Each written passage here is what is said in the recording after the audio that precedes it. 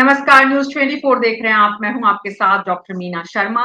राजस्थान के विद्याधर नगर स्टेडियम में आज हुंकार रैली हनुमान बेनीवाल की।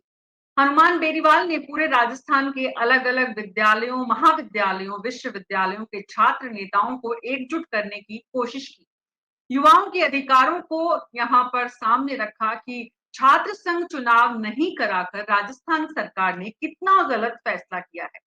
साथ ही ये भी याद दिलाया कि वसुंधरा राजे की सरकार ने कैसे छात्र संघ चुनावों पर प्रतिबंध लगाया था और उस समय हनुमान बेनीवाल की क्या भूमिका रही।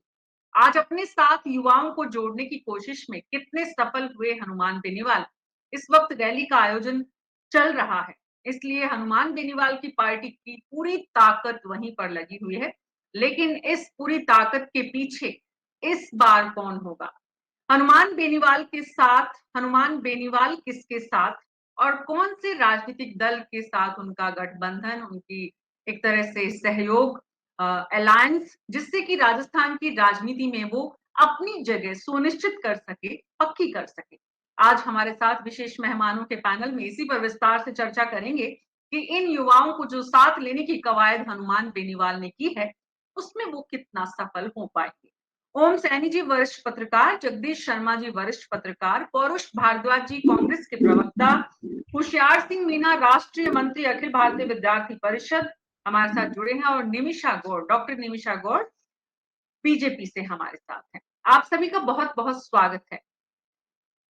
शुरुआत डॉक्टर निमिषा गौड़ आपसे ही करना चाहेंगे। आरएलपी पिछले चुनावों में आपके साथ थी, आपके सहयोग से सांसद बने हनुमान बेनीवाल। अब आपसे दूरी बढ़ गई है उनकी। इस दूरी बढ़ने की क्या वजह है और आज जो हुंकार रैली आप देख रही हैं, ये बीजेपी को, आपको कितना डरा रही है? देखिए मीना जी, आरएलपी का गठबंधन था और वो क्यों टूटा वो तो आरएलपी के आप प्रतिनिधि से पूछेंगे तो ज्यादा बेहतर रहेगा। Bharatiya Janata party cadre based party है और सबको साथ लेने की कवायद के साथ में वो हमारे साथ जुड़ते हैं और चुनाव में सहभागिता करते हैं। फिर उनकी अपनी कुछ व्यक्तिगत महत्वाकांक्षाएं या जिस भी आधार पर उन्होंने निर्णय लिया तो उनका अपना निर्णय, उसका जवाब तो बेहतर वो दे पाएंगे। देखिए, जब व्यक्तिगत आधारित राजनीति होती है, क्षेत्र आधारित राजनीति होती है, परिवार आधारित राजनीति होती है, तो मीना जी उसकी सीमाएं होती है, उस सीमा से वो बाहर नहीं जाती। यहाँ पर भारतीय जनता पार्टी व्यक्तिवाद नहीं, परिवारवाद नहीं, क्षेत्रवाद नहीं, राष्ट्रीयता के आधार पर हम कैडर बेस्ड पार्टी है जिसका कभी कोई विघटन नहीं हुआ है।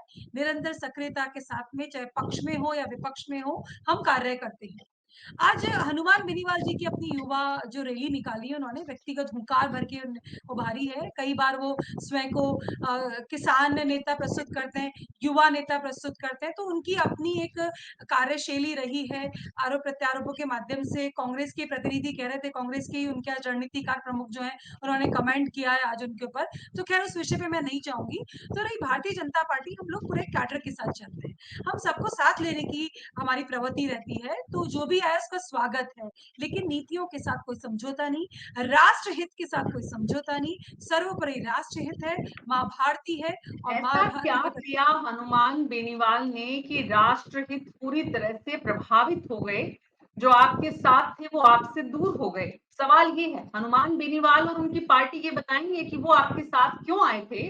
आपको भी ये बताने की जिम्मेदारी बनती है राजस्थान की जनता को कि वो आपके साथ अब क्यों नहीं है। आप इस सवाल का जवाब दें, उससे पहले मैं पौरुष भारद्वाज जी के पास जाऊंगी।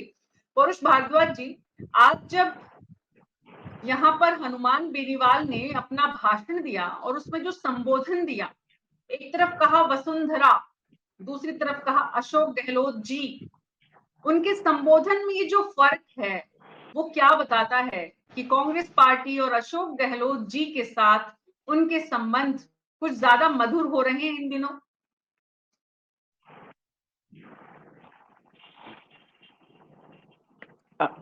मैं एक बार आपका सवाल वापस सुनना चाहूंगा। मैं पौरुष भारद्वाज जी, मैंने कहा आपने आज हनुमान बेनीवाल जी का भाषण सुना है? हाँ जी जी। आपको उस भाषण में क्या कुछ ऐसा लगा जिसकी चर्चा जनता के बीच होनी चाहिए? मैम देखिए, जो उनका हनुमान बेनीवाल जी जो हैं, वो एक राजस्थान में उन्होंने एक अपनी नई पार्टी बनाई है। भाजपा की पृष्ठभूमि के नेता रहे हैं। उनके पिताजी जो राम सिंह बेनीवाल जी थे, वो बीजेपी से विधायक रहे हैं। उनका बीजेपी के साथ में उनका गठबंधन रहा है। तो एक राजनीतिक पृष्ठभूमि के व्यक्ति की यदि कोई राजनीतिक अभिलाषा होती है या महत्वाकांक्षा होती है, तो वो उसको निश्चित तौर पे पूरी करता भी है, और लोकतंत्र के हिसाब से उसको करनी भी चाहिए। और भले ही किसी भी दलों के हित ऐसी किसी राजनीतिक एक्टिविटी से सदते हो या फिर प्रभावित होते हो, तो उनको भी एक लोकतांत्रिक पार्टी होने के नाते स्वागत करना चाहिए। जैसा कि आप आज वाली बात का जिक्र कर रहे हैं कि हनुमान बेनीवाल जी ने वसुंधरा जी के लिए क्या कहा, तो देखिए मैं आपको एक बात कहना चाहूंगा कि हनुमान बेनीवाल जी चूंकि भाजपाई पृष्ठभूमि के हैं, उनके पिताजी भी भाजपा के विधायक रहे हैं। तो और वे खुद भी जो है बीजेपी को उन्होंने बीजेपी के साथ गठबंधन भी किया उन्होंने। तो अब उनके वो आपस में अंदर उनको ऐसी क्या बात हुई होगी जो वसुंधरा जी के साथ उनके मतभेद रहे होंगे और संबंधों में कटुता आई होगी। बीच में आपने देखा कि उनके ऊपर केस वेस भी लगा दिए थे कई। वो कहते थे, मैंने उनका एक पहले भाषण सुना था कि मेरे ऊपर कई फर्जी केस लगा दिए, मैं सबसे लड़ता निपटता आकर के इस मुकाम तक आया हूँ। उसके बाद में हमने देखा कि वसुंधरा जी के खिलाफ उनको लगा कि मोदी जी जो है वो भाजपा की आंतरिक राजनीति के तहत मोदी जी उनको या जो भाजपा का केंद्रीय नेतृत्व उनको सपोर्ट करेगा, तो इस नाते उन्होंने भाजपा से गठबंधन भी किया। परंतु जब बात किसानों के आंदोलन की आई और जब उनको लगा कि है ना ये जो है आंतरिक राजनीति में मैं वसुंधरा जी के खिलाफ जाने के पीछे मैं अपने जो है एक ऐसी ऐसी पार्टी है, ऐसे लोगों के साथ समझौता कर रहा हूँ कि जो देश की मूल भावना, जो देश के जो किसान है, जो उनके साथ जो पार्टी कुठाराघात कर रही है और ऐसे काले कानून लेकर के आ रही है, तो उन्होंने निश्चित तौर पर उन्होंने अपना समझौता तोड़ा। तो और आप जो बात कर रहे हैं कि अशोक गहलोत जी के बारे में जो आज उन्होंने जो तारीफ की, तो मैं आपको इस बारे में कहना चाहूंगा कि देखिए, आदमी के कर्म जो होते हैं वही उसको तारीफ भी दिलवाते हैं और उसको बुराई भी दिलवाते हैं। माननीय अशोक गहलोत जी निश्चित तौर पे अपने कार्यों की वजह से भारतीय जनता पार्टी में भी पॉपुलर हैं। जब कोरोना काल आया तब आपने देखा कि प्रधानमंत्री जी ने भले ही हमारी सरकार को गिराने की कोशिश की हो, परंतु हमारे कोरोना से निपटने के प्रयासों की प्रधानमंत्री जी ने, जब उन्होंने मुख्यमंत्रियों के साथ वीसी की थी, तो उन्होंने प्रधानमंत्री जी ने भी उनकी तारीफ की थी। और अभी आपने देखा कि जब राजस्थान में चाहे वो सड़कों के लिए हर विधायक को 10 करोड़ रुपया देना हो, तो सभी विधायकों का समान रूप से वितरण हुआ। विधायक कोष निधि बढ़ी, जो 1.25 करोड़ से 5 करोड़ हुई, वो भारतीय जनता पार्टी के नेता प्रतिपक्ष, तत्कालीन नेता प्रतिपक्ष माननीय श्री गुलाब चंद जी कटारिया जी की मांग पर हुई। और अभी आपने देखा कि ब्यावर जिला और भीलवाड़ा जिला वो भारतीय जनता पार्टी के नेताओं के कहने से बनाया, और कैलाश मेघवाल जी ने भी उनकी तारीफ करी। तो अब अगर भारतीय जनता पार्टी को ऐसा लगता है कि साहब हमारी पार्टी के नेता अगर गहलोत साहब की तारीफ कर रहे हैं और उसको ये अनुशासनहीनता मानते हैं ये लोग, तो फिर मुझे लगता है कि इन्हें अपने विवेक पर और अपनी बुद्धिमानी पर इनको विचार करना चाहिए। ओम सैनी जी, अशोक गहलोत जी की लोकप्रियता की चर्चा परुष भारद्वाज जी ने की, निश्चित रूप से समझ में आता है। लेकिन आज तो हनुमान बेनीवाल की जो रैली थी वो तो अशोक गहलोत सरकार के छात्र संघ चुनावों पर लगाए गए प्रतिबंध के खिलाफ थी। तो क्या माना जाए, हनुमान बेनीवाल अपने साथ युवाओं को लेने की कोशिश कर रहे हैं, या फिर बीजेपी से दूर करने की कोशिश कर रहे हैं, या फिर अशोक गहलोत जी के प्रति उनकी जो भावना है वो उन्होंने युवाओं के बीच साझा की है इस मंच से?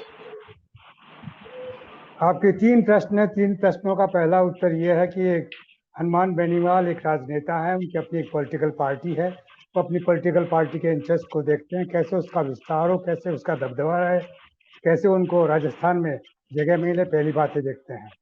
दूसरी बात कि उन्होंने जो नौजवान, जो कि मेरा ख्याल है कि बहुत बड़ी तादाद में है राजस्थान में मत देने वाले, तो उनको अपनी ओर आकर्षित करना, उनका ये बताना कि मैं तुम्हारा रिप्रेजेंटेटिव हूँ, मैं चूँकि खुद छात्र पृष्ठभूमि में नेता पर बन के निकला हूँ, राजस्थान विश्वविद्यालय का अध्यक्ष रहा हूँ, और मैं तुम्हारे अधिकारों की रक्षा कर सकता हूँ, इसलिए इधर उधर मत जाओ, मेरे पास में आ जाओ, मैं तुम्हें सारी बातों का समाधान दे दूंगा। ये उनका ध्वनि होगी।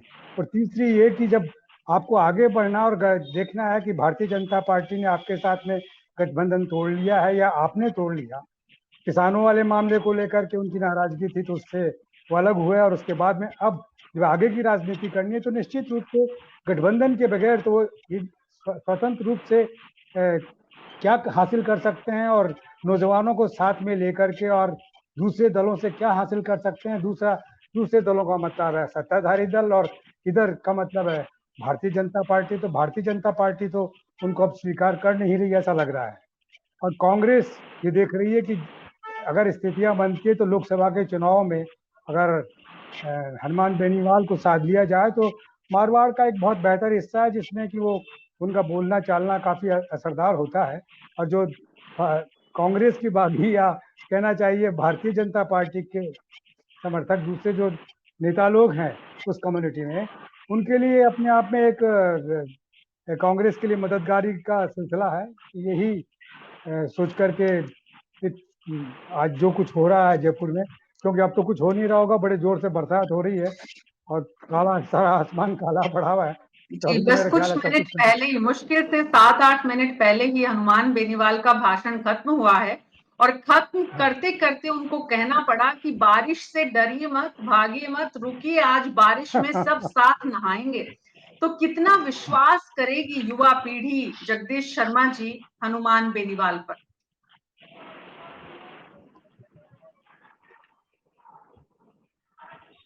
अपना ऑडियो ऑन करिए सर प्लीज। मीना जी, ऐसा है, अगर भीगने के लिए ही विश्वास किया जाए तो मेरे ख्याल में मुश्किल है, लोग रुकेंगे नहीं अपने जो है। लेकिन कुछ लोग जो रुकेंगे वो समझिए हनुमान बेनीवाल के समर्थक हैं, वो जरूर इसको एंजॉय करेंगे और बरसात में भीग कर भी वहां रहेंगे। लेकिन सवाल ये है कि हनुमान बेनीवाल ने युवाओं के लिए ऐसा क्या किया है? वो विरोध की राजनीति पर टिका हुआ है। एक तरफ तो ये चर्चा चल रही है कि हनुमान बेनीवाल और कांग्रेस के बीच में लोकसभा चुनाव को लेकर कोई अंडरस्टैंडिंग हो सकती है कुछ एक सीटों पर। उसका लाभ वो उससे पहले ही विधानसभा में लेना चाहेंगे, क्योंकि वो पर्टिकुलर एक जाति की राजनीति करते हैं और जाति की राजनीति जो है वो किसी एरिया विशेष तक ही प्रभाव रखती है, बस जहां तक आप फैला सकते हो उसको। तो ऐसी सूरत में हनुमान बेनीवाल कांग्रेस के साथ कैसे जाएंगे? क्योंकि आपको मालूम है पहले उनका बीजेपी के साथ समझौता था और वो लोकसभा का चुनाव भी जीते थे नागौर से।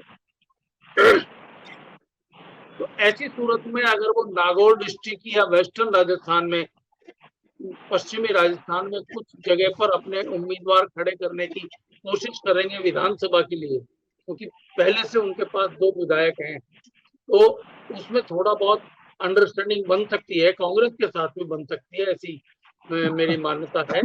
लेकिन युवा से बन जाएगी ये मैं नहीं समझता। तो जाति वर्ग जो है जाति की राजनीति करते हैं, तो जाति की राजनीति में उस जाति का युवा तो जरूर थोड़ा बहुत उनके साथ आ सकता है, लेकिन एक युवा के नाम पर जनरल हर कास्ट में जाकर युवा उनको वोट करेगा, ऐसा मुझे नहीं लगता मीना जी, तो युवाओं को साथ लेने की कवायद में बहुत बड़ी सफलता हनुमान बेनीवाल को मिलेगी, इसकी संभावना नहीं है। हाँ, जिस तरह से एक इलाके में जो उनका मारवाड़ का एरिया है और उसमें खास करके किसान वर्ग को जो साथ लेने की उनकी कोशिश है, उसमें भी बीजेपी ने ज्योति मिर्धा के नाम पर जो दांव खेला है, उससे कितना फर्क पड़ेगा ये अपने आप में एक सवाल है। लेकिन आज हनुमान बेनीवाल का जो भाषण है डॉक्टर निमिषा गौड़, उसमें उन्होंने जिस तरह की पूर्व मुख्यमंत्री वसुंधरा राजे को लेकर जो संबोधन दिया और वर्तमान मुख्यमंत्री अशोक गहलोत जी को लेकर जो संबोधन दिया,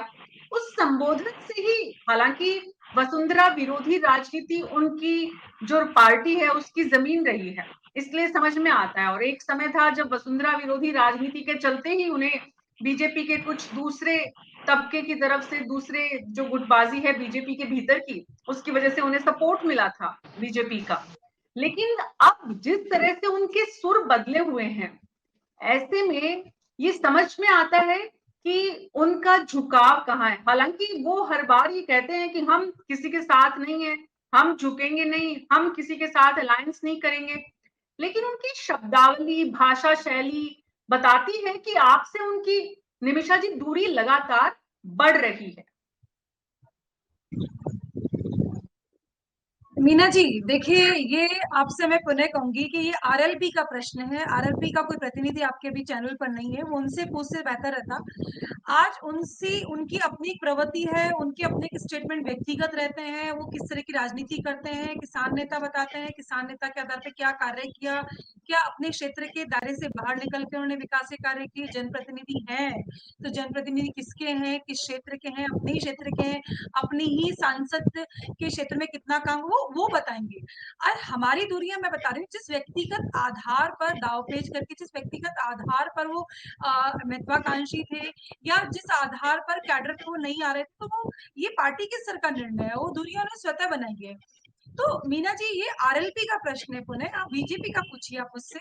मैं बताऊंगी, विपक्ष के नाते हम लोगों ने बहुत ही आज राजस्थान की कांग्रेस सरकार के भ्रष्टाचार की, महिला अत्याचार की और युवाओं के साथ बेईमानी की लगातार हम लोग मांग कर रहे हैं कि आप ये पेपर्स लीक ना हो। और जिस तरह से भी आप देखिए, युवा प्रेरक तो बड़ी जल्दी भर्ती हो रहे हैं, क्योंकि वो सरकार की योजनाओं का प्रचार प्रसार करने के लिए अस्थायी रूप से नियुक्त हो रहे हैं। लेकिन जो सरकारी नौकरियां हैं, उन सरकारी नौकरियों में हमारे कोई युवाओं को नौकरी नहीं मिली है, और मिली है तो पेपर आउट हो गए, कैंसिलेशन हो गया। तो ऐसे अनेकानेक मुद्दे हैं, तब कहाँ चले गए थे नेता। तो देखिए, आज राजस्थान की युवा, राजस्थान की महिला, और राजस्थान जिस तरह से आज एक बीमारू प्रदेश बन गया है, भ्रष्टाचार की पराकाष्ठा तो ये है कि जल, जिसकी सबसे ज्यादा आवश्यकता राजस्थान में है, तो जल के पाइप में भी सोना और पैसा निकल रहा है इन अधिकारियों के, इन मंत्रियों के। आप देखिए, 10 करोड़ से ज्यादा का तो सोना मिल चुका है। तो ये राजस्थान में कभी रहा नहीं है। जिस जल की आवश्यकता थी, वो आपने जल लेने नहीं दिया।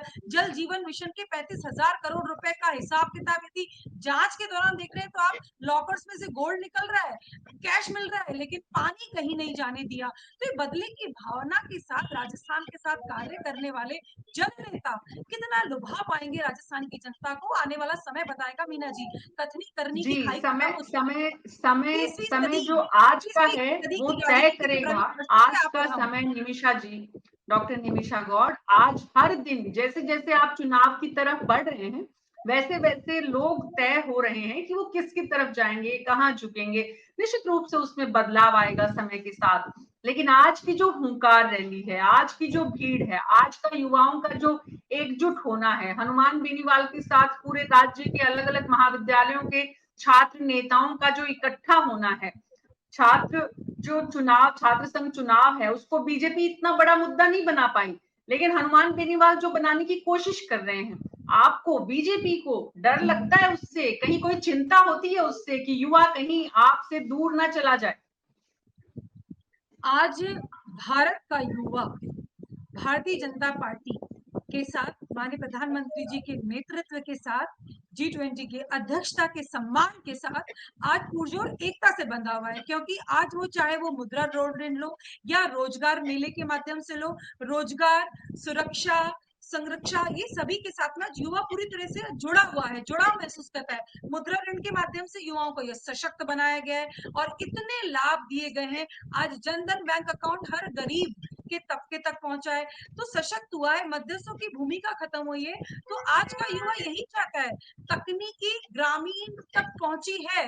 तो ये भारत के युवा के लिए एक नए युग की ओर है। मीना जी, मैं तो हमको भी कहूंगी, आप और हम 21वीं सदी की नई राजनीति में प्रवेश कर रहे हैं। पुराने सारे पाठ्यक्रम बेमानी हो जाएंगे, क्योंकि डिजिटलाइजेशन, कतनी करनी की खाई खत्म हो चुकी है। यदि किसी युवा ने मुद्रा ऋण के लिए अप्लाई किया, यदि किसी युवा को रोजगार मिला, तो वो ऑनलाइन ट्रांजेक्शन कंप्लीटली दिखता है, डिजिटलाइज है, पारदर्शी है, जवाबदेही है, जो कभी भारत की प्रशासनिक या शासकीय प्लेटफॉर्म पर नहीं था। आज युवा जी, इन सबको मेरा देख पा सवाल रहा है तो प्रामाणिकता के साथ में। प्रश्न मेरा यही है मीना जी, हुंकार भरना, रैली करना, इकट्ठा करना, लेकिन आपने परिणाम क्या दिया। आज युवा परिणाम केंद्रित है। आज युवा सिर्फ बातों वाला नहीं रहा है। वो दिन लद गए राजनीति के, जहां पर वादों के साथ आते थे, कहते कुछ थे और करते कुछ नहीं थे। तो कांग्रेस तो पुरानी है, कांग्रेस की ना नीति बदली ना नीयत बदली। कहकर आए बेरोजगारी भत्ता देंगे 3500 रुपए, कहाँ है बताइए बेरोजगारी भत्ता। कह के आए नौकरी देंगे, तो बताइए कहाँ है सरकारी नौकरियां। आपने तो प्राइवेट नौकरियां भी छीन ली है, आपने बेरोजगारी भत्ता नहीं दिया हमारे युवाओं को, और तो और जी, आपने जी, पेपर लीग सरगना बनाया। आज युवाओं को छात्र संघ चुनाव का हक नहीं मिला। उनका ये अधिकार राजस्थान की सरकार ने चुनावों से पहले होने वाले नुकसान की आशंका के मद्देनजर छीना, ये आरोप लगाया गया है। ये आरोप आज हनुमान बेनीवाल ने फिर लगाया है। आज हनुमान बेनीवाल ने छात्र नेताओं को इकट्ठा किया है। ये इकट्ठा अशोक गहलोत सरकार के फैसले के खिलाफ किया है। ऐसे में पौरुष भारद्वाज जी, आपको लगता है कि वो अशोक गहलोत की प्रशंसा कर रहे हैं, तारीफ कर रहे हैं, लेकिन यहाँ पर तो खिलाफत छात्र नेताओं को इकट्ठा करके सरकार के फैसले की हुई है ना।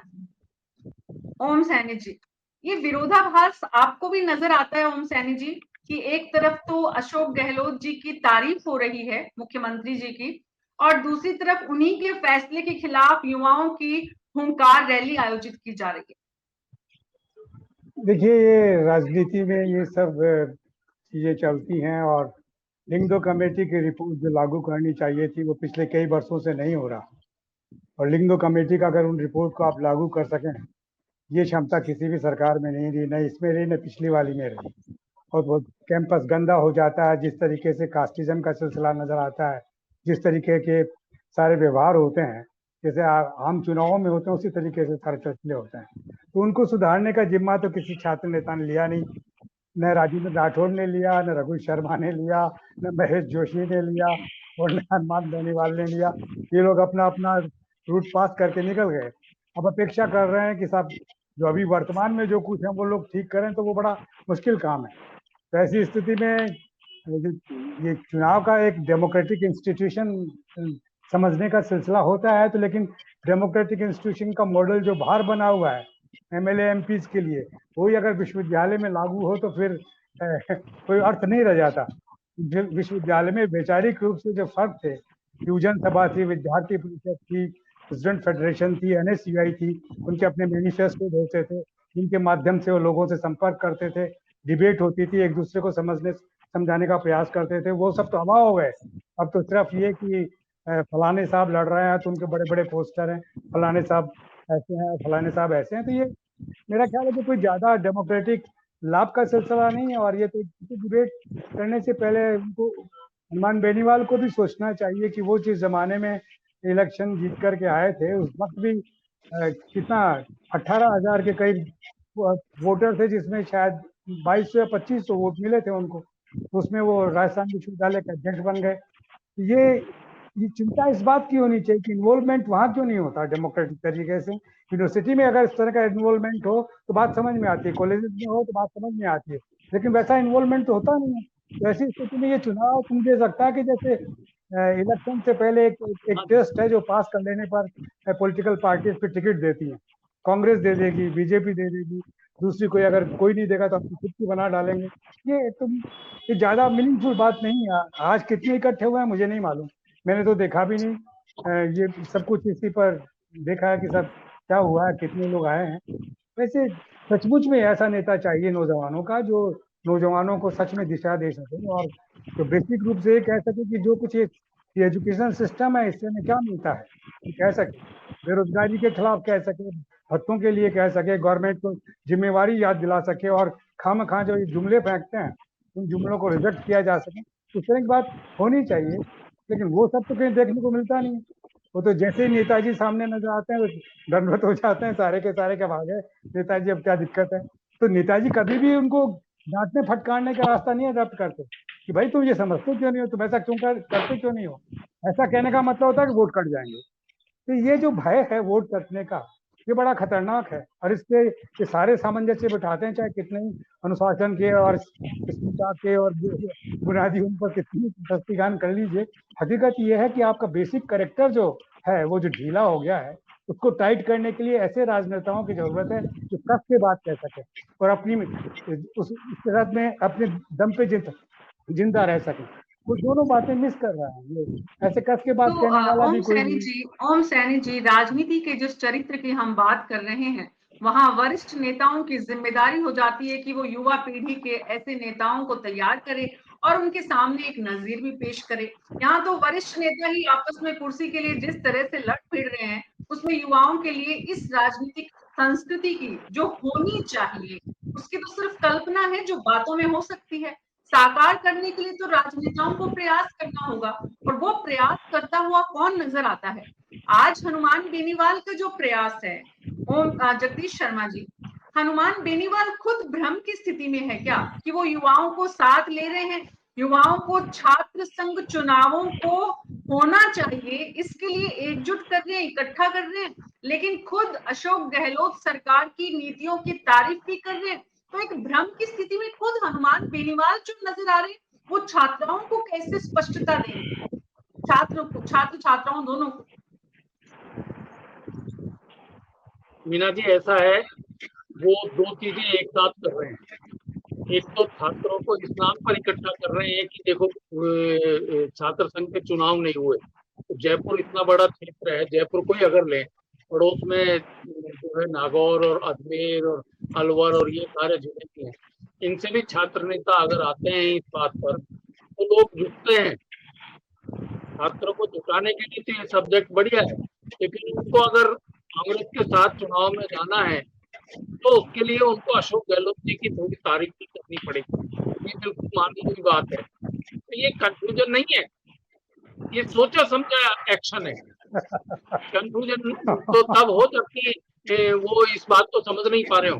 वो समझ रहे हैं इस बात को कि किस नाम से छात्र नेताओं को या छात्रों को इकट्ठा किया जा सकता है, वो यही सब्जेक्ट बनता था। अब वो ये कहें कि साहब छात्र संघ के चुनाव नहीं होंगे, बहुत अच्छी बात है, और इस सरकार ने ये डिसीजन किया है, ये वो बोले तो समझ में आए कि भाई वो है विरुद्ध में, लेकिन ये बोला नहीं उन्होंने आज की सभा में। वो छात्रों को तो उपयोग करना चाहते हैं, जैसा कि हर पॉलिटिकल पार्टी करती है। सारी पॉलिटिकल पार्टियों में छात्रों का जो विंग है उसका एक ही काम होता है कि चुनाव के दौरान वो बूथ मैनेजमेंट से लेकर और वोटरों को बाहर निकालने तक, पब्लिसिटी करने तक, और रैलियों में मंचों की व्यवस्था करने, वहां पर हिसाब किताब देखने, सारा उस तक। तो यूथ तो उनके लिए बहुत बड़ी वर्कफोर्स है एक तरीके से, चाहे कोई भी पॉलिटिकल पार्टी हो, चाहे वो कांग्रेस हो, भारतीय जनता पार्टी हो, या हनुमान बेनीवाल जी क्यों नहीं हो। ऐसी सूरत में हनुमान बेनीवाल को मैं कंफ्यूजन में नहीं मानता। वो बहुत सोच समझ के कर रहे हैं, बहुत होशियार है इस मामले में। और आप ये देखिए कि राजस्थान विश्वविद्यालय के छात्र संघ के अध्यक्ष रहे वो खुद, जिसमें अभी सैनी साहब बता रहे थे उन जी कि 18,000 के करीब वोटर है, 18 नहीं 15 होगा शायद। तो 15,000 वोटों के बीच में मात्र केवल 2,500 वोट लेकर और वो जीत के आ गए। तो आप देखिए कि यूथ जो है वो बेसिकली इस चुनावी व्यवस्था में किस तरीके से जुड़ेगा या कितना जुड़ा हुआ है। वो अपनी यूनिवर्सिटी का जो चुनाव है उसमें ही वोट डालने नहीं जा रहा है। तो सही बात है कि यूथ के लिए ये चुनाव एक एजुकेशन का पार्ट होता है। एजुकेशन वो सीखते हैं, सिखाते हैं टीचर्स लोग उनको कि भाई किस तरीके से डेमोक्रेसी में काम करना चाहिए, किस तरीके से प्रचार करना चाहिए, किस तरीके से आप अपने हक को उठा सकते हैं। ये सारी चीजें हो सकती हैं, लेकिन ये सारी चीजों को चलाने की हिम्मत न तो कांग्रेस की है न भारतीय जनता पार्टी की थी। भारतीय जनता पार्टी के टाइम पर भी चुनाव जो है यूनिवर्सिटी और कॉलेज के चुनावों पर रोक लगी थी और कांग्रेस भी वही काम कर रही है। ऐसी सूरत में अगर आप यूथ को डेमोक्रेसी का पाठ पढ़ाना चाहते हैं तो आपको बाकायदा व्यवस्था को जारी रखना पड़ेगा, चुनाव करवाने पड़ेंगे और करवाए जाने चाहिए थे। पता नहीं किस डर की वजह से ये हुआ है कि रोक लगा दी गई। ये मीना जी जगदीश शर्मा जी, सवाल ये है कि हनुमान बेनीवाल तो दोनों हाथ में लड्डू रखना चाहते हैं, उन्हें कोई कंफ्यूजन नहीं है। इस समझ में भी आता है राजनीति के परिपक्व खिलाड़ी अब वो हो चुके हैं, दोनों हाथ में लड्डू रखने की जो उनकी आदत है। लेकिन आज जो युवा छात्र नेता वहां पर पहुंचे, क्या वो इस बात को महसूस कर पाएंगे? क्या वो ये समझ पाएंगे कि हनुमान बेनीवाल जो है वो एक तरफ तो उनको इकट्ठा कर रहे हैं, उनके अधिकारों की बात कर रहे हैं, और दूसरी तरफ उनके अधिकारों का दमन करने वालों के ही साथ खड़े हुए हैं? देखिए, यूथ जो है वो, जैसा कि अभी थोड़ी देर पहले निमिषा गौड़ भी ये बात बोल रही थी कि यूथ आज सब समझ गया। ऐसा नहीं है कि उसको पागल बनाया जा सके। ये लेकिन राजनीतिक जो प्रक्रिया है उसमें यूथ को इकट्ठा करना भी एक मुद्दा है, और वो मुद्दा जो है वो हनुमान बेनीवाल ने उनको दिया है कि सब यूनिवर्सिटी में छात्र संघ के चुनाव नहीं हो रहे हैं, लेकिन छात्र संघ के चुनाव कराने के बारे में वो क्या बोले और उसी सरकार की वो वाही कर रहे हैं। दो चीजें कंट्राडिक्टरी एक साथ हो रही हैं। तो मैं समझता हूँ उनका मकसद जो है चुनाव करवाना नहीं है, छात्र संघ चुनाव करवाना नहीं है, उनका मकसद यूथ को इकट्ठा करके अपने आप की फोर्स को ये दिखाना है, अपनी ताकत दिखानी है, कांग्रेस के निर्णय करने वाले लोगों को ये ताकत दिखानी है कि मेरे पास ऐसा नहीं है कि किसान वर्ग ही है, किसान वर्ग से अलग भी लोग हैं मेरे साथ, और सभी वर्गों से जुड़कर मेरे साथ आते हैं, खासकर यूथ फोर्स। अगर यूथ फोर्स को वो इकट्ठा करने में कामयाब होते हैं तो ये बड़ी उपलब्धि है उनकी। मैं मानता हूँ कि जयपुर जैसे बड़े शहर में, कैपिटल टाउन में वो ये काम करते हैं, तो ये उनकी ताकत को ही दिखाता है, लेकिन मकसद उनका कुछ और है, वो मकसद पूरा करना चाहते हैं। पौरुष भारद्वाज जी, क्या पार्टी ने अपने स्तर पर जानकारी जुटाई कि आज कितनी बड़ी संख्या में युवा पहुंचे, कितने कॉलेज के स्टूडेंट वहां पहुंचे, कितनी सफल मानते हैं पूरी मशीनरी आज आपकी पुलिस प्रशासन वहां पर मौजूद था? मैम देखिए, मैं इस बारे में तो निजी तौर पे कुछ नहीं कह पाऊंगा, क्योंकि मैं खुद भी अभी लास्ट में आपके प्रोग्राम से जुड़ा था, मैं बाहर था, किसी कार्य में व्यस्त था। परंतु जो आपने मेरे से पहले सवाल पूछा था और बीच में मेरे ऑडियो कनेक्शन बाधित हो गया था, मैं उस बात का आपको जवाब देना चाहूंगा कि देखिए, हनुमान बेनीवाल जी ने जो सरकार की तारीफ की, और अभी जैसा पहले भी जगदीश शर्मा जी भी से भी आप इसी बात को पूछ रहे थे कि है ना, तारीफ भी की उन्होंने और इस मुद्दे को भी उठाया। तो देखिए, ये सही मायने में लोकतंत्र ऐसा ही होता है। अटल बिहारी वाजपेयी जी जो है वो विपक्ष में हुआ करते थे, परंतु सरकार के अच्छे कार्यों की वे प्रशंसा भी किया करते थे।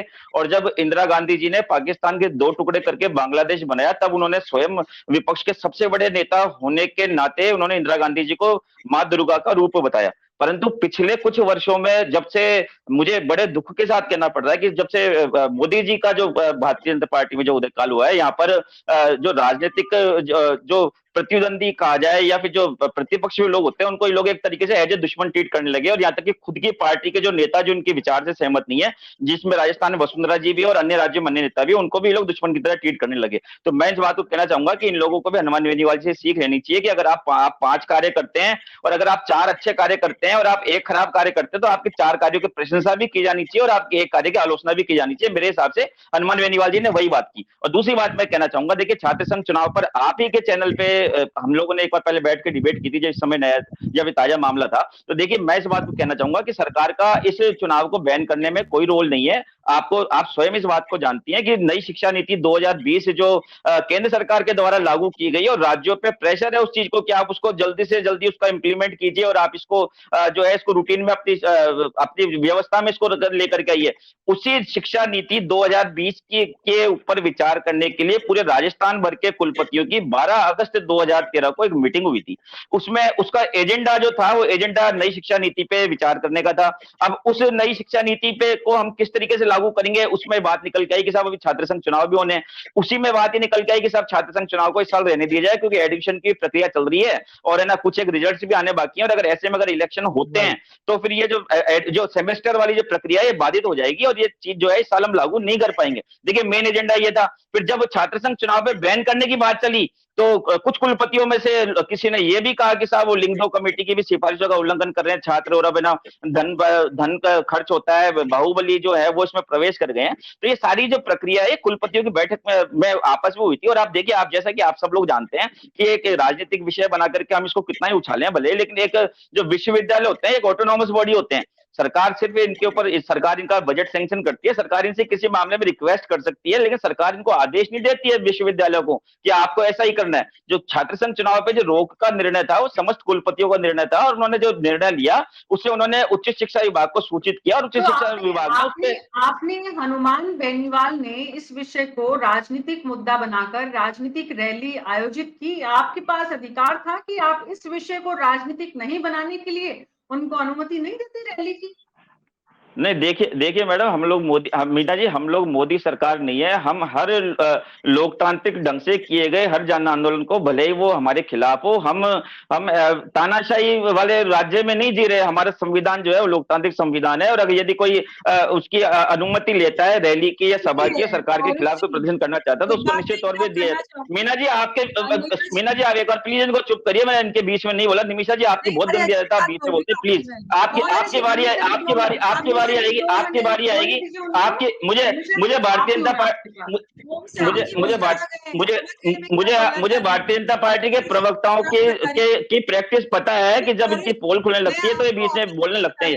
मैं आपकी बारी पे बोलिएगा निमिषा जी, बोलिएगा आप। देखिए मैं अभी आपकी तरफ आ रहा हूँ, मैं आपकी तरफ आ रहा हूँ। दूसरी बात देखिए, दूसरी बात निमिषा जी अभी कह रही थी कि है ना, निमिषा जी को पता था कि मैं अपनी बात पूरी करके इनकी तरफ आऊंगा। जैसा कि निमिषा जी अभी कह रही थी कि साहब है ना, राजस्थान सरकार ने ये किया, राजस्थान सरकार ने वो किया, तो मुझे बड़े ताज्जुब की बात है कि आप प्रवक्ता हैं, आपको पता होना चाहिए राजस्थान सरकार ने क्या किया, वो भी पता होना चाहिए, और आपकी भारतीय जनता पार्टी की सरकार ने क्या नहीं किया, आपको वो भी पता होना चाहिए। राजस्थान सरकार की बात बताता हूं मैं आपको, 1,65,000 रोजगार हम सरकारी क्षेत्र में दे चुके हैं। यही इसी न्यूज 24 पे जो बेरोजगारों के नेता उपेंद्र यादव जी, वो इस बात को स्वीकार कर चुके हैं कि पूरे देश के राज्यों में सबसे बेटर रेट हमारी है सरकारी रोजगार देने की। और ये देखिए, आपकी बात पे आते हैं, 80 आप अपने आप को विकसित भारत बता रहे हैं। 80 करोड़ लोगों को मुफ्त में राशन बांट करके देश कैसे तरक्की करेगा बताइए। यूपीए 2 से सीखिए, 27 करोड़ लोगों को बीपीएल से बाहर हमने निकाला, और आप रोजगार। मीना जी प्लीज इनको चुप करिए, आप देखिए मीना जी, इनको मैं अपनी बात कहना चाहूंगा। मीना जी, इनका ऑडियो बंद करवाएं, इनका ऑडियो बंद करवाएं, प्लीज इनका ऑडियो बंद करवाएं। मैं नहीं बोला बीच में, मैं बिल्कुल नहीं बोला। पौरुष जी, बस आप अपनी बात खत्म करिएगा। निमिषा जी, मैं आपके पास आ रही हूँ, और पौरुष जी, आप निमिषा जी की बात का जवाब देने की बजाय जो सवाल आपसे पूछा जा रहा है उसी का जवाब दें प्लीज। जी देखिए मीना जी, मैं यही बात कहना चाहूंगा कि देखिए, भारतीय जनता पार्टी की प्रवृत्ति होती है कि डिबेट का जो विषय होता है ना, उसको ये छोड़ करके काल्पनिक बातें या फिर हवाई बातें करने लग जाते हैं। डिबेट के मूल विषय से ये भटक करके चले गए, साहब राजस्थान सरकार ने ये कर दिया, वो कर दिया। तो मैं आपसे इस बात को कहना चाहूंगा कि मूल विषय ये है, आपने कहा कि ये राजनीतिक विषय ही नहीं है, छात्र संघ चुनाव का नहीं होना राजनीतिक विषय नहीं है, ये आपका कहना है। देखिए मेरा कहना यह है कि अगर छात्र संघ चुनाव पे रोक से अगर किसी को, छात्रों को या फिर किसी को दिक्कत होती है, तो उनको जाकर के कुलपतियों से बात करनी चाहिए, और कुलपतियों को समझाना चाहिए, कुलपतियों से मांग करनी चाहिए, और कुलपति सरकार से कहेंगे, अगर साहब नहीं आप कुलपति कहेंगे गवर्नर साहब से, और जब सरकार के पास आदेश आएगा तो निश्चित तौर पे हम चुनाव कराएंगे। हमें क्या दिक्कत हो रही है मुझे बताइए आप, हमें तो कोई आपत्ति नहीं है, कुलपतियों का मैटर है, ऑटोनॉमस बॉडी है। ठीक है, बिल्कुल ठीक है। तो डॉक्टर निमिषा आज हनुमान बेनीवाल ने छात्र संघ राजनीति में खुद को बड़ा नेता, छात्रों का नेता स्थापित करने की जो कोशिश की, युवाओं को साथ लेने की जो कोशिश की, हालांकि उसमें वो कितना सफल होंगे इसमें अभी संशय है, इसमें अभी सवाल है, क्योंकि वो खुद ही अपनी बात को छात्रों को कितना समझा पाए हैं। जब वो खुद दोनों हाथ में लड्डू रखकर राजनीति कर रहे हैं, तो छात्र जो यहाँ से वापस जाएंगे वो कौन सी माइंड में क्लैरिटी लेकर जाएंगे, ये तो एक सवाल है। लेकिन इससे भी बड़ा सवाल ये है कि आज जितने भी छात्र नेताओं को लामबंद करने की हनुमान बेनीवाल ने जो कोशिश की है, वो बीजेपी की चिंता को बढ़ाती है क्या? देखिए, भारतीय जनता पार्टी युवाओं की पार्टी है, युवाओं को साथ लेके चलने वाली पार्टी है, और युवाओं के लिए पार्टी है। आज यदि हनुमान बेनीवाल जी पेपर आउट 17, 18, 19 पेपर आउट हुए, और पेपर लीक कानून बनने के बावजूद भी पेपर आउट हुए, आरपीएससी एकमात्र पेपर आउट। व्यापम घोटाला आपके यहाँ पे हुआ, व्यापम घोटाला मध्य प्रदेश में हुआ, जिसका खूनी घोटाला कहा जाता है, आपने वापस मुख्यमंत्री बनवा दिया। पौरुष जी का ऑडियो कम कर दीजिए। पौरुष जी, आप इतना समझा रहे थे अभी और आप शुरू हो गए, क्योंकि आपने अभी तो आप समझा रहे थे डॉक्टर निमिषा गौड़ को। मैडम विषय से हटके मैं तो बोलूं ना फिर। नहीं, प्लीज डॉक्टर निमिषा गौड़ कोशिश करिए कि आज आप हमें ये बताएं आप हमें हम ये युवाओं की बताएं। बात कर रहे हैं मीना जी, आपका क्वेश्चन मैंने लिया, मैं जवाब दे दूं। हम युवाओं की बात करें तो बिल्कुल राजस्थान के युवाओं का चिंतन करते हैं। आप राजस्थान के युवाओं की आवाज बनना चाहते हैं तो जब पेपर आउट प्रकरण हो रहे थे, आरपीएससी जब एक पेपर आउट सेंटर बन गई और वहां पर जिस तरह से पेपर आउट करने वाले इनके नंबर्स तक उसमें लिप्त हो गए, तब आवाज क्यों नहीं उठाई? आप देखिए राजस्थान में कई जिलों में युवाओं ने आत्महत्या की है, पूरी पूरी जीवन की पूंजी लगा के पढ़ते हैं और पेपर आउट हो जाते हैं। पेपर आउट होने के बाद ज्वाइनिंग अभी तक नहीं हो पा रही। ज्वाइनिंग किसकी हो रही है? प्रेरकों की हो रही है, जो टेम्परेरी है, जो सरकार का प्रचार प्रसार करेंगे, उस पर हाईकोर्ट ने रोक लगाई है। तो ये जो मीना जी, ये जो दोहरा मापदंड होता है ना, दोहरे मापदंड अब नहीं चलने वाले हैं, बिल्कुल नहीं चलने वाले हैं। हम डिजिटलाइजेशन के युग में जी रहे हैं। तो आप आवाज बनते, आप हुंकार भरिए, लेकिन युवाओं की आवाज कहाँ? आपने कहा, कांग्रेस ने कहा कि हम भत्ता देंगे, 3500 रुपए का भत्ता कहाँ गया? क्यों नहीं दिया? आपके आपके घोषणा पत्र में लिखा हुआ है। तो युवा चाहते हैं कि आपने जो कहा किया, और आपने उसके अतिरिक्त भी आप देखिए महिला युवाओं की तो आप बात ही भूल क्या हुआ? जाइए। वो पढ़ने जाती है तो रक्षक की भक्षक बन जाते हैं। आज ही नाहरगढ़ में एक बंद बैग के अंदर महिला की लाश मिली है। तो महिलाओं को लेकर के, महिलाओं युवाओं को लेकर के जिस तरह से में हाहाकार मचा हुआ है, हर दिन 19 से लेकर के 20 तक महिलाओं के साथ में जातियां हो रही है, हर दिन हत्याएं हो रही है, गैंग रेप हो रहे हैं, सरकार निहत्ती सी बैठी है। सरकार कहती है आंकड़े झूठे हैं। तो बताइए वीना जी, जाए तो जाए कहें युवा, क्या युवा महिलाएं नहीं है, पढ़ने नहीं आई है? अब भयभीत है परिवार, पढ़ाना नहीं चाहते क्योंकि बहुत भयक्रांत है वो। अब आवाज बनते तो युवाओं की आवाज वो है, उनको सुरक्षा मिले, उन्हें रोजगार मिलता, उनको विकास के नए आयाम मिलते, वो आगे बढ़ते। तो आज जो युवा है डिजिटलाइजेशन से जुड़ चुका है, माननीय प्रधानमंत्री जी के नेतृत्व में मुद्रा बैंक, आत्मनिर्भर भारत, मेड इन इंडिया, इतने सारे आयामों के साथ जुड़ करके स्वावलंबन के साथ आगे बढ़ रहा है। तो ये कांग्रेस को जी बर्दाश्त नहीं हो रहा है, इसीलिए वो जी प्रेरक। और रही बात रैली की, सभाओं की, तो देखिए मीना जी, मैंने तो राजस्थान एक ऐसा प्रदेश देखा है जहाँ सरकार भी इनकी, धरना भी इनका, इन्हीं की सरकार के खिलाफ धरने और इन्हीं की सलाहकार के खिलाफ प्रदर्शन। तो ये विरला है, ये ऐसा कहीं देखा नहीं है ओम सैनी जी, यही ऐसा कहीं देखा हो कि जहां लोकतंत्र इसी सरकार को है कहते वहीं हैं। धरने। और दूसरी जी बात, जी लोकतंत्र कहते हैं तो मुझसे मुंडन करवा रहे लोकतंत्र हैं, इसी को आंसू कहते हैं। कर रहे हैं, उसको मुझे तानाशाही लोकतंत्र कहते हैं, जहाँ पे किसी की आवाज नहीं सुनी जाती। किसी की मोहन आवाज नहीं सुनी भारद्वाज जाती, उसको जी, तानाशाही कहते हैं। मोहन भारद्वाज जी, लोकतंत्र इसी को मोहन कहते हैं। भारद्वाज जी, आपकी कहनी और करनी में बड़ा फर्क है। अभी आप बोल रहे थे कि बीच में नहीं बोलना चाहिए, अब आप बीच में बोले जा रहे हैं। ये ऐसा मत करिए। देखिए ये ये ओम तो सैनी जी एक के पास प्रमाण है में इनका। ठीक है और जी, रही हम तो बात अनुशासन कांग्रेस में की, ओम रहते हैं सैनी जी देख। के पास कोई परिवर्तन नहीं ओम आया है। सैनी जी, ओम सैनी जी, हाँ बोलिए। सवाल ये है कि एक बड़ी संख्या में छात्र नेताओं को मंच पर बैठाकर हनुमान बेनीवाल ने कहा कि राष्ट्रीय जो उनकी आरएलपी है, उनकी पार्टी है, वो देश की पहली पार्टी है जो विधायकों को सामने बिठा ली, क्योंकि उनके जो तीन विधायक हैं उनको उन्होंने सामने बिठाया, और उसमें से भी एक दो तो मंच पर ही थे जो उनके भाई हैं, लेकिन छात्र नेताओं को मंच दिया। जिन छात्र नेताओं ने आज जयपुर में मंच लिया, वो छात्र नेता जब चुनाव में जाएंगे तो ये जो मंच हनुमान बेनीवाल ने दिया है, इसकी मजबूती से पकड़ कर रख पाएंगे इसको? देखिए, असम गण परिषद का एक उदाहरण है, जिसने स्टूडेंट से नहीं, छात्र नेताओं ने ही सरकार बनाई, चलाई। असम गण परिषद इतिहास का एक हिस्सा है, हो सकता है वैसा, लेकिन यहाँ से कंपेयर मैं नहीं कर सकता। यहाँ का कंपेरिजन नहीं हो सकता है। उसके एक मुद्दे हैं जिसकी वजह से बनना चाहिए।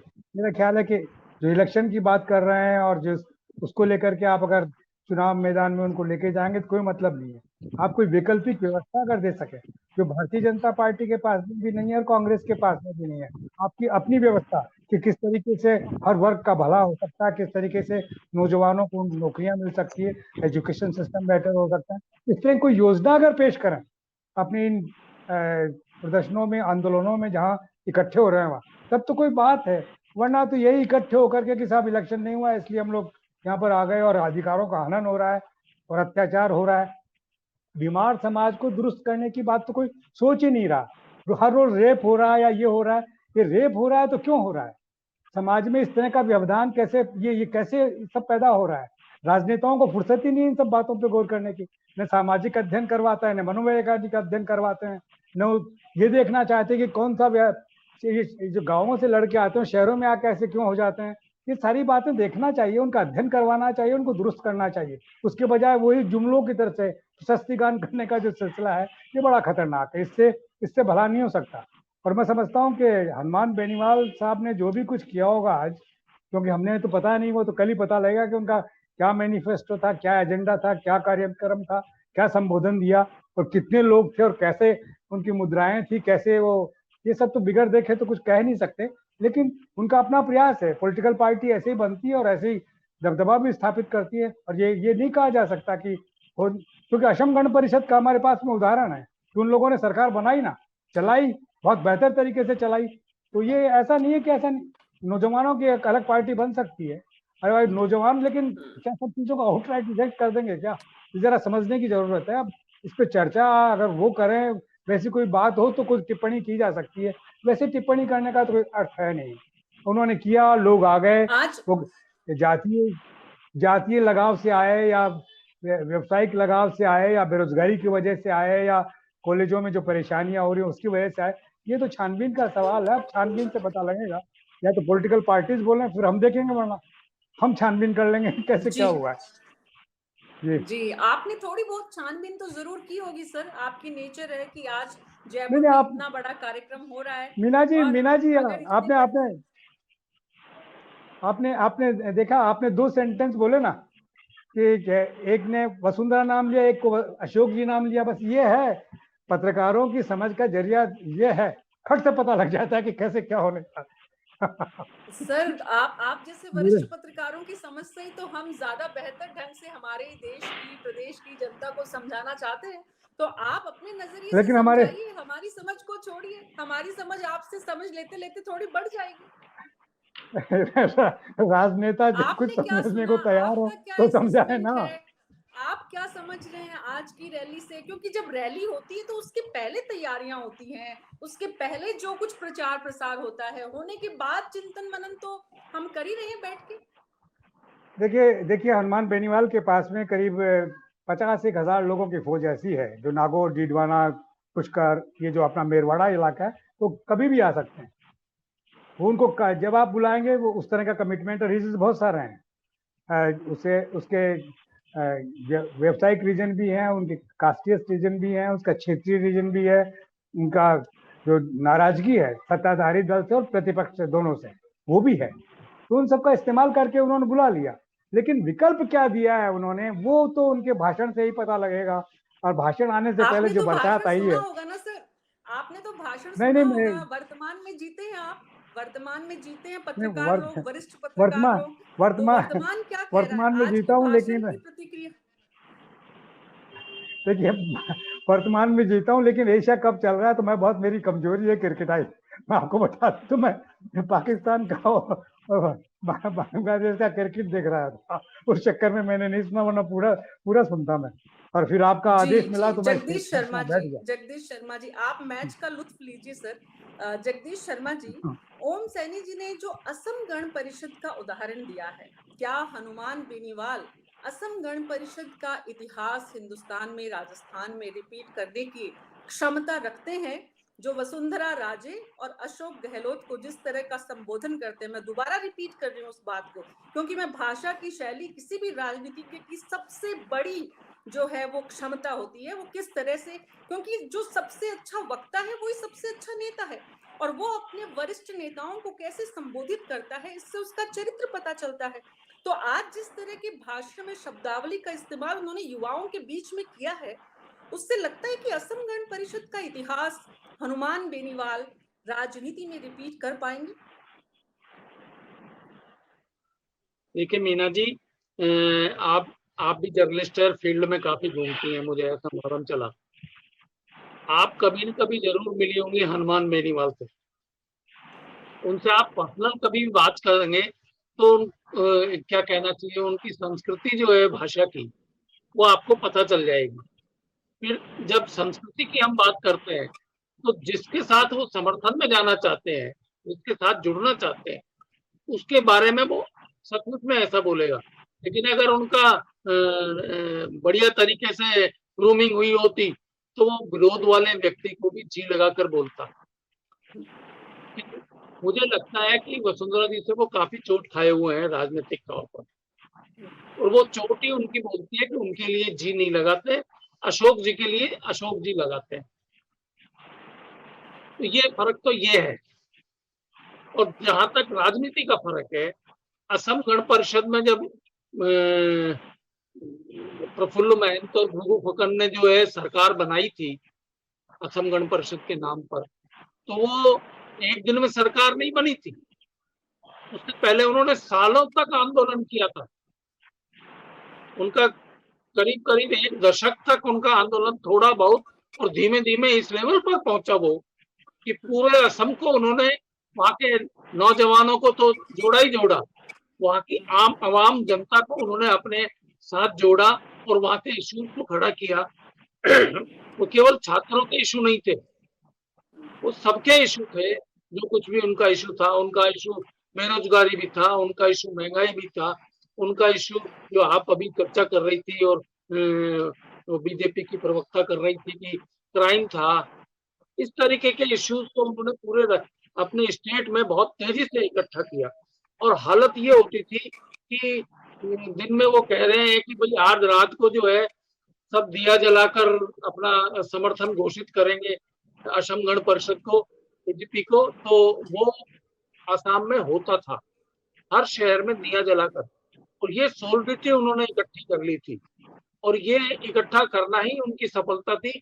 बाद में वो चुनाव उन्होंने भी तय किया कि चुनाव में चलना चाहिए, चुनाव तो अपने तरीके से हो ही रहे थे, लेकिन असम गण परिषद ने पहली बार चुनाव में हिस्सा लिया और चुनाव में वो विजयी हो गए।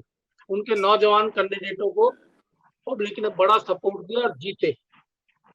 अब ये स्टूडेंट लीडर्स थे, जीत गए, तो ईमानदारी से इन्होंने सरकार चलाई, बहुत ही ईमानदारी से वो सरकार चली, इसलिए बढ़िया चली। और दो टर्म तक उन्होंने काफी हद तक काम किया। और उसके बाद आपको पता है बाद में आगे चलकर असम गण परिषद नाम का एक राजनीतिक दल ही बन गया पूरा का पूरा, और अब वो मेन स्ट्रीम पॉलिटिक्स में आते हैं। कितना कर पाते हैं ये तो देखने की बात है, लेकिन अभी भी उनका वजूद मौजूद है। तो ये क्षमता आपको लगता है कि ये कर सकते हैं? मुझे तो जो है डाउट है। वो अभी ओम जी ने बहुत डिटेल में बताया है कि किस वर्ग से कितने लोगों को ला सकते हैं मैक्सिमम, तो वो लेकर आए हैं, वो भीड़ इकट्ठी करनी है उन्होंने और चले गए। लेकिन ये असम गण परिषद जैसे राजस्थान की पॉलिटिक्स पे अपना कब्जा जमा ले या यहाँ की सरकार बना ले, ये पॉसिबिलिटी मुझे दूर दूर तक कहीं नजर नहीं आती। पौरुष भारद्वाज जी, आपको भी चिंता होती है युवाओं को साथ लेकर हनुमान बेनीवाल राजस्थान की राजनीति में कोई नया इतिहास देंगे? देखिए मीना जी, मैं आपसे इस बात को कहना चाहूंगा कि राजस्थान का जो युवा है वो बहुत समझदार हो गया है और बहुत निमिषा जी की मैं एक बात का समर्थन करूंगा कि उनका डिजिटल युग आ चुका है। तो निश्चित तौर पे जो युवा होता है वो आजकल राजनेताओं का खाली भाषण सुन के फैसला नहीं करता कि कौन हमारे लिए क्या कर रहा है वो, और ना वो आरोप किसी के सुन करके अपनी खराब धारणा बनाता है किसी के प्रति। आज आपके पास हर विभाग की वेबसाइट उपलब्ध है, आप जो बात कहते हैं आप अपनी समर्थन में अपनी बात के विरोध में उसके तर्क प्रस्तुत कर सकते हैं। तो निश्चित तौर पे आप देखिए राजस्थान सरकार के द्वारा जो है 1,65,000 रोजगार दिए गए, 1 लाख रोजगार प्रक्रिया अधीन है, 8 लाख रोजगार निजी क्षेत्रों में दिए गए और युवाओं के लिए इतने कार्य किए गए। और पहला राजस्थान सरकार में युवा बोर्ड राजस्थान सरकार इसी सरकार के कार्यकाल में बना और 500 करोड़ रुपए उसका बजट सैंक्शन किया गया। तो मैं निश्चित तौर पर कहना चाहूंगा कि युवा जो है वो राजस्थान का युवा अशोक गहलोत जी की जो नीतियां चाहे वे भले युवाओं के लिए हो या फिर उनके परिवार के लिए जो उनके परिवार को दूसरे तरीके से एक सकारात्मक रूप से प्रभावित करती हो। तो और आप देखिए सबसे बड़ी बात मैं ये बात कहना चाहूंगा कि राजस्थान में पिछले 4.5 साल में 8 उपचुनाव हुए।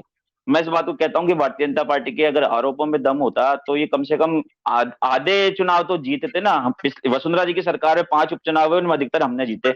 अब इस वाली सरकार के अंदर आप देखिए 8 उपचुनाव हुए, इसमें एक जगह इन लोगों की जमानत जब्त हुई, एक जगह लोग तीसरे नंबर पे रहे और इनकी एक विधायक जीती और वो भी आज कांग्रेस की नीतियों के साथ से अपनी सहमति जताते हुए आज हमारी सरकार के साथ खड़ी हुई है। तो भारतीय जनता पार्टी के जो आरोप है उनको सब लोग समझ चुके हैं कि भारतीय जनता पार्टी पौरुष सिर्फ भारद्वाज जी, आप लोगों की जो ट्रेनिंग होती है ना, बहुत सारे जो पार्टी के प्रवक्ताओं की कुछ ट्रेनिंग में मैंने भी हिस्सा लिया है, ट्रेनिंग देने का काम फॉर्चुनेटली मेरे को भी करने का मौका मिला है। लेकिन ये जो हर बात में आप विपक्षी पार्टी को किस तरह से शामिल कर लें और अपनी बात को छोड़ दें, ये इतना इम्पोर्टेंट और इतना जरूरी नहीं होता है जितना आप अक्सर करते हैं। मेरा सवाल आपसे ये था कि जो असम गण परिषद जैसा उदाहरण छात्र नेताओं के दम पर हनुमान बेनीवाल में खड़ा करने की संभावनाएं ओम सैनी जी जैसे वरिष्ठ पत्रकार देख रहे हैं, क्या राजस्थान में कांग्रेस पार्टी को इसका डर सता रहा है? नहीं, देखिए मीना जी, मैंने यही बात कही थी आपसे कि हमें जो है हमारे कार्यों पे विश्वास है, और ना हमें छात्र हो या युवा हो या फिर अन्य जो वर्ग हैं, चाहे बुजुर्ग हो चाहे वो जवान हो, हमें इस चीज को हम बिल्कुल हमारे कार्यों को लेकर के आशान्वित हैं और हम बहुत अच्छे बहुमत के साथ सरकार बनाने जा रहे हैं। और दूसरी बात, आप जो बात कह रहे हैं कि उनके युवाओं को साथ लेकर के एक नए पैटर्न के उदय की, तो मैं नहीं समझता कि राजस्थान में एक इस तरह की कभी कुछ संभावना आने वाले 5, 7 या 10 साल में तो कुछ दिख रही है कि आगे जाके क्या होगा। पर पिछले 15-20 साल से हम देखेंगे तो हम पाएंगे कि काफी दलों ने, बसपा ने भी काफी प्रयास किया, समाजवादी पार्टी ने भी प्रयास किया, और भी कई लोगों ने यहाँ पे प्रयास किए, परंतु वो जो है वो खाली क्षेत्रीय आधार पर सीमित रह गए और एक टेक्निकली किसी दल के नाम से विधायक जीत गए। परंतु वे जो जीतने की वाली स्थिति में विधायक थे, वो अगर निर्दलीय चुनाव लड़ते तो भी वो चुनाव जीतते, बल्कि उनके चुनाव जीतने से उस दल को फायदा मिल गया कि साहब फलानी पार्टी से जीत करके आ गए। तो मैं इस बात को कहना चाहूंगा कि राजस्थान में मुझे नहीं समझ में आती कि कांग्रेस के अलावा और भारतीय जनता पार्टी के अलावा कोई तीसरे दल के लिए राजस्थान में कोई स्कोप है, और खास करके पूरे राजस्थान में। तो मैं ये बात कहना चाहूंगा। जी, यहाँ पर किसी दल के लिए अवसर है या नहीं है, ये इससे इंपॉर्टेंट बात ये कि युवाओं को साथ लेकर जो नई राजनीति करने की कोशिश आज हनुमान बेनीवाल ने की है, उसमें कितनी संभावना है। आखिरी सवाल ओम सैनी जी आपसे, कि जो असम गण परिषद का उदाहरण आपने दिया था, क्या राजस्थान के संदर्भ में आपको लगता है कि हनुमान बेनीवाल जो है वो उन संभावनाओं को पूरा कर पाएंगे? और अगर कर पाएंगे तो उनकी ताकत क्या है? हनुमान बेनीवाल की ताकत 50,000 युवाओं को इकट्ठा करना है? हनुमान बेनीवाल की ताकत उनकी भाषा शैली है? हनुमान बेनीवाल की ताकत उनका एक समाज विशेष से लगाव है? या हनुमान बेनीवाल की ताकत कुछ और ऐसी है जो राजस्थान की राजनीति में कोई नई क्रांति ला दे?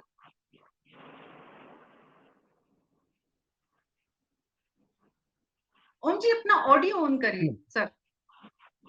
अरे कहाँ गया? लाइट चली गई थी तो आवाज भी चली गई। कोई बात नहीं है सर। आपके वहां से अब आ रही है? आई क्या आवाज? आई आ रही है? हाँ, आ रही है आवाज। तो मैं ये कह रहा था कि मैंने जो कहा वो तो एसडेंट पावर के बारे में कहा था कि एसडेंट्स में इतनी पावर होती है कि वो अपने आप को ऑर्गेनाइज कर सकते हैं, लेकिन उसके लिए बहुत अलग बैकग्राउंड चाहिए। मैं आपको 1968 का उदाहरण देता हूँ। कौन बेंदी, जिसने फ्रांस के अंदर डिगाल के खिलाफ सारा मूवमेंट स्टार्ट किया था, कौन बेंदी पेरिस यूनिवर्सिटी में जनाब प्रेसिडेंट थे और डिगाल की नीतियों से ना इत्तेफाकी रखते थे। उनके लिए विचार कितना इंपॉर्टेंट होता बता रहा हूँ। तो उसमें जापाल सार्त्रे और सीमेन दिबो उनके साथ में लगे, पूरा फ्रांस खड़ा हो गया उनके साथ में, और डिगाल ने रिजाइन किया। डिगाल ने दमन नहीं किया, रिजाइन किया इन द फेवर ऑफ जो खड़ा हुआ था उस मामले में। तो जब विचार इतना मजबूत होता है, डेमोक्रेसी जब बिल्कुल परिपक्व होती है, तब ये सिलसिले होते हैं। जैसे कह रहे हैं कि भट्टा जी विचार इतना मजबूत है ओम सैनी जी। नहीं, मैं यही कह रहा हूं कि ये इसलिए बड़ा मुश्किल काम है, क्योंकि इससे पहले प्रताप सिंह जी जब अध्यक्ष थे राजस्थान विश्वविद्यालय के, तो उन्होंने भी एक स्टूडेंट ऑर्गेनाइजेशन ऐसा बनाने की कोशिश की थी, नहीं हुआ। उससे पहले तो शायद किसी ने कोशिश भी नहीं की, ना रघु शर्मा ने की, ना महेश जोशी ने की, ना महेंद्र चौधरी ने की, किसी ने नहीं की। हनुमान बेनीवाल ने ये कोशिश की है, जिसमें पार्टी बनाई और अपने 3 विधायक और खुद सांसद बन गए। लेकिन वो मैनिपुलेशन का ये दूसरा मॉडल है। ये मॉडल स्टूडेंट्स के लिए है, नौजवानों के लिए नहीं है। मैं ये भी बात भी कह चुका हूँ, तो कहीं इसको अनुकरणीय ना समझ ले कोई कि अनुकरणीय है। शर्मा जी की बात का समर्थन करते हैं कि हनुमान बेनीवाल का जो राजनीति करने का इस वक्त अब तक जो तरीका रहा है, उनकी जो राजनीतिक पृष्ठभूमि है, अब तक जो उनका राजनीतिक करियर है, वो असम गण परिषद या फ्रांस का उदाहरण राजस्थान में पेश नहीं कर सकता है। आप भी इस बात से सहमत हैं? देखिए, मैं जहाँ नेचुरली वो तो मैंने ये उदाहरण है कि डेमोक्रेटिक अगर आप जब होते हैं, विचार आपके पास मजबूत होता है और लोगों में समझ होती है तो कोई दिक्कत नहीं होती। ये अब देखिए, पूरी डेमोक्रेसी, जितनी भी डेमोक्रेसी है दुनिया की, वेस्टर्न डेमोक्रेसी के अंदर, हर नौजवान को जॉब नहीं मिला है तो उसको भत्ता मिलता ही है, चाहे ब्रिटेन हो, चाहे फ्रांस हो, चाहे अमेरिका का कोई नौजवान हो।